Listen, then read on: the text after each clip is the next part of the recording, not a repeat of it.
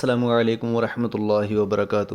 غیر مسلموں کے تہواروں دیوالی وغیرہ میں ان کی طرف سے ملنے والی مٹھائیاں کھانا کیسا ہے؟ کیا ہم غیروں کو ان کے تہواروں میں مٹھائیاں دے سکتے ہیں یا نہیں؟ کیا ہم ان کے تہواروں میں مبارکباد دے سکتے ہیں یا نہیں؟ سید ابراہیم بھٹکل، کرناٹک۔ وعلیکم السلام ورحمۃ اللہ وبرکاتہ۔ ابراہیم بھائی، صحیح روایت سے معلوم ہوتا ہے کہ رسول اللہ صلی اللہ علیہ وسلم نے غیر مسلموں کی بھی دعوتیں قبول کی ہیں اور ان کے ہدیہ و تحائف بھی قبول کیے ہیں اور ان کی دعوت بھی کی ہے اور ہدیہ و تحائف بھی دیے ہیں۔ چنانچہ حضرت سلمان فارسی رضی اللہ تعالیٰ عنہ نے اسلام قبول کرنے سے پہلے اللہ کے نبی حضور پاک صلی اللہ علیہ وسلم کی خدمت میں ایک ہدیہ پیش کیا تھا جس کو اللہ کے نبی نے قبول فرمایا تھا اور خوشی بھی ظاہر کی تھی، اور ابو لہب اور ابو جہل جیسے کفار مکہ کو دعوت طعام دینا کتب حدیث و سیرت کا مشہور واقعہ ہے۔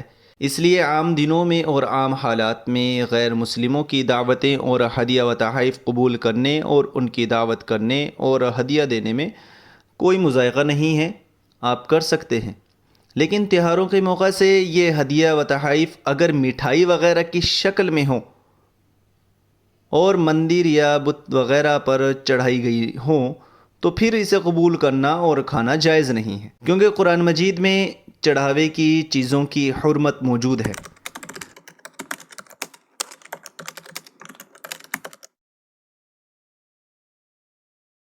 البتہ اگر بت وغیرہ پر نہ چڑھائی ہو تو اسے قبول کر سکتے ہیں، لیکن پھر بھی تہوار وغیرہ کے مواقع، یعنی کہ اگر کوئی بھی تہوار آ رہا ہے اس تہوار کے موقعوں پر نہ لینا ہی افضل ہے، تاکہ شرک و کفر کی حوصلہ افزائی کا شبہ پیدا نہ ہو۔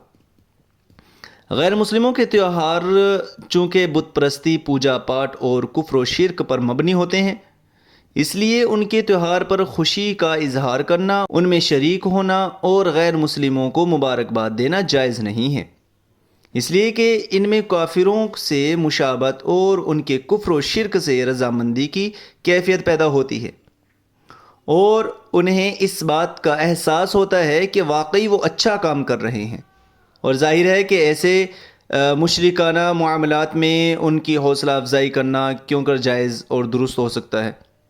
اس لیے غیر مسلموں کے مذہبی تہوار پر انہیں مبارکباد دینے سے بچنا واجب ہے۔